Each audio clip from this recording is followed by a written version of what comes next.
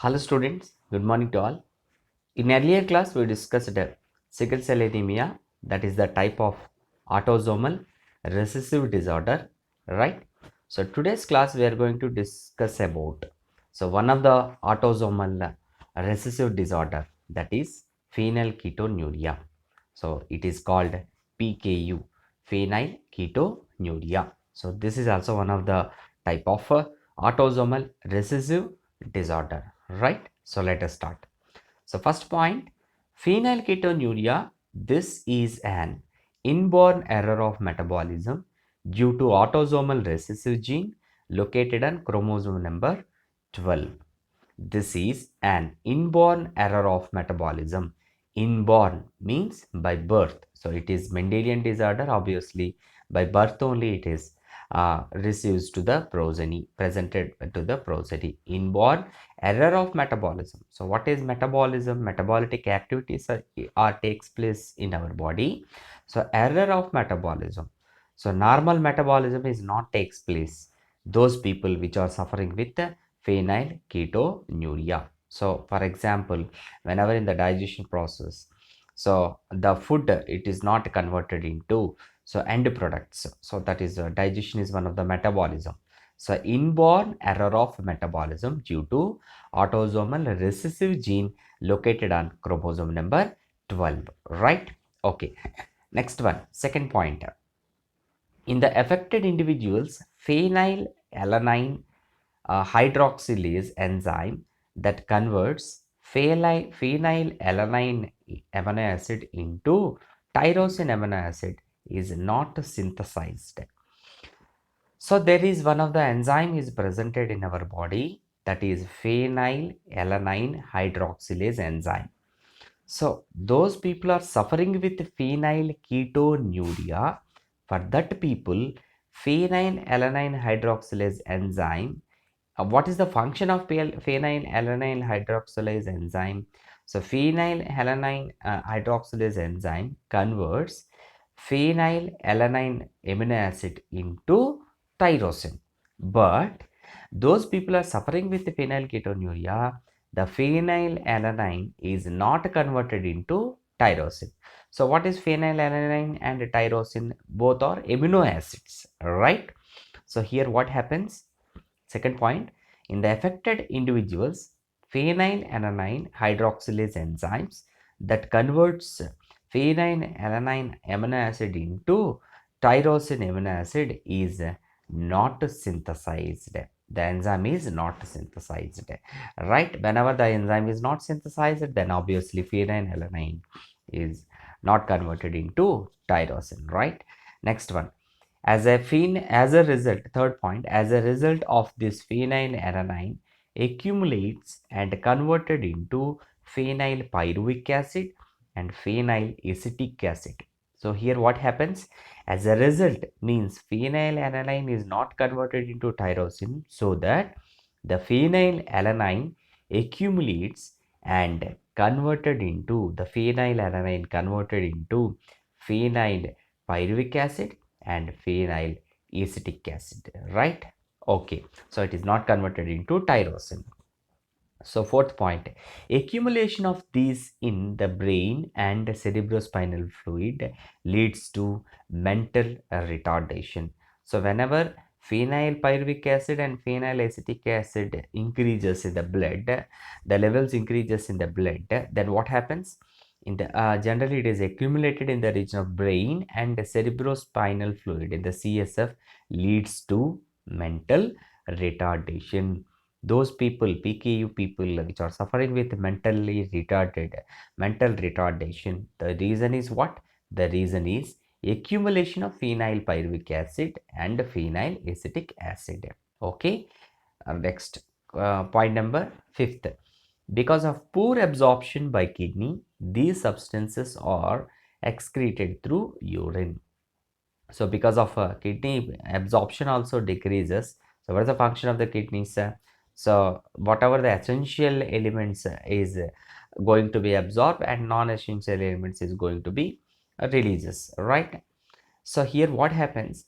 Because of poor absorption by the kidney, these substances are excreted through the urine, and absorption is very decreases in the region of kidney. So whatever the substances which are released through the urine, right?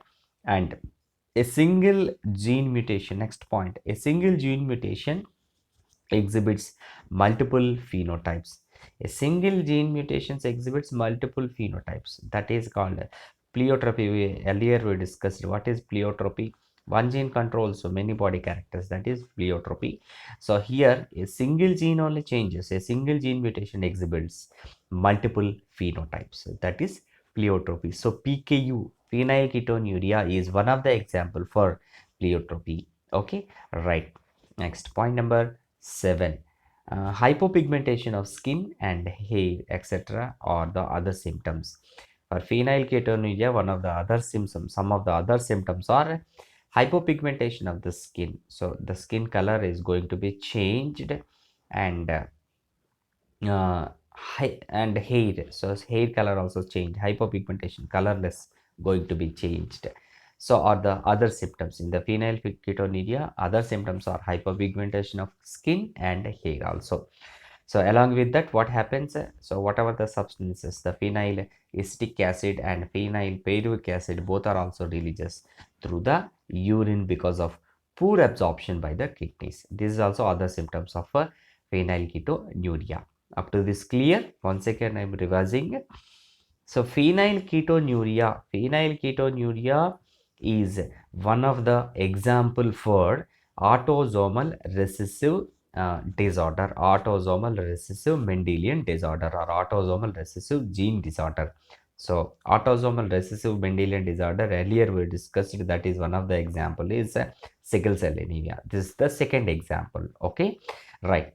So first point, this is an inborn error of metabolism due to autosomal recessive gene located on chromosome number 12, right? So this is inborn error because of genetic disorder, error of inborn and error of metabolism. Metabolism is going to be normal, metabolism is not takes place.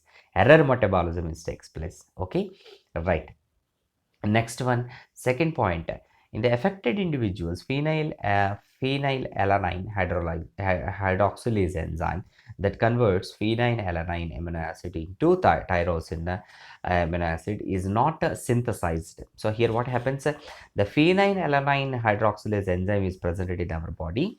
So it is going to be converted into phenylalanine to tyrosine, but in the PKU patients, so those people are suffering with phenylketonuria, what happens?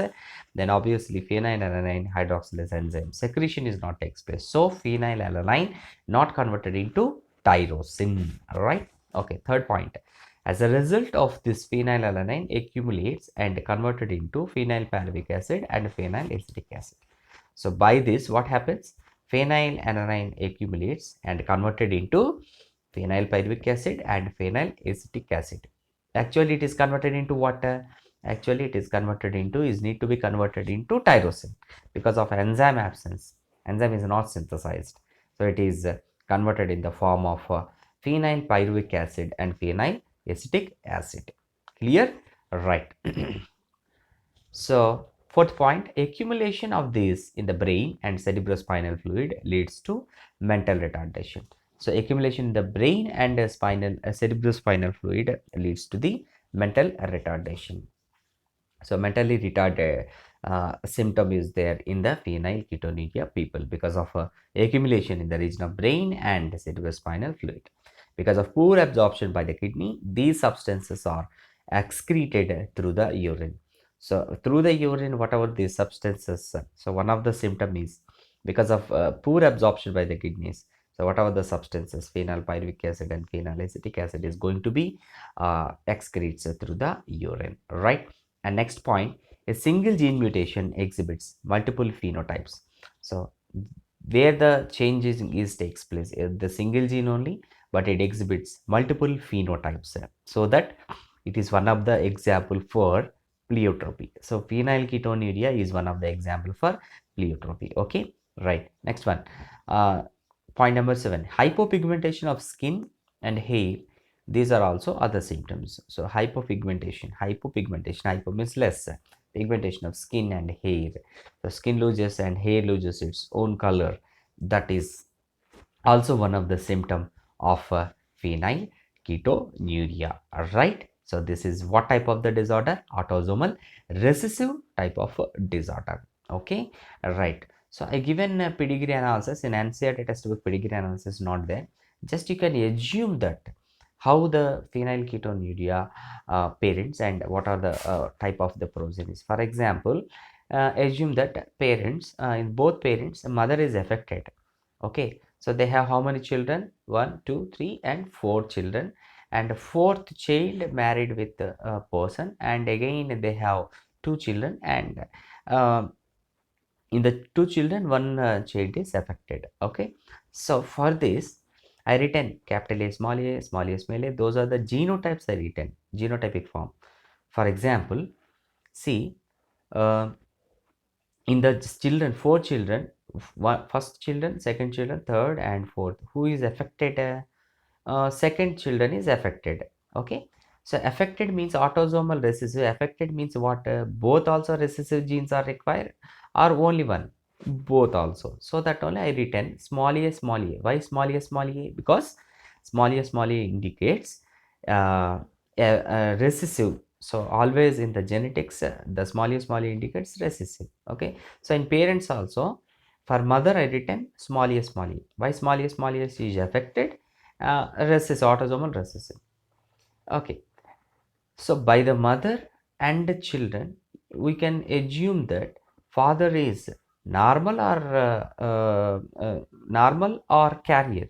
Obviously carrier. Why? Because whenever father is normal, a is presented, small a chance is not there for children, right? So here I written father as a capital A, small a, because those are heterozygous.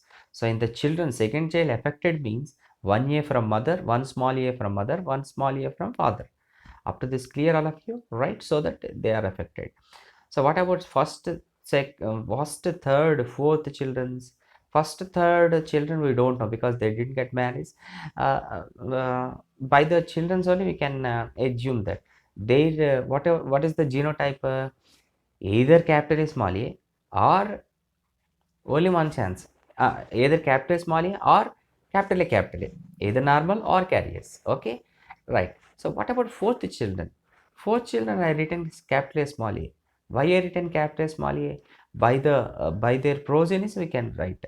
Why? Because their progenies. See, fourth children married with fourth female married with one person man. So their children, two children they have. First children affected. Small a written. Small a means what?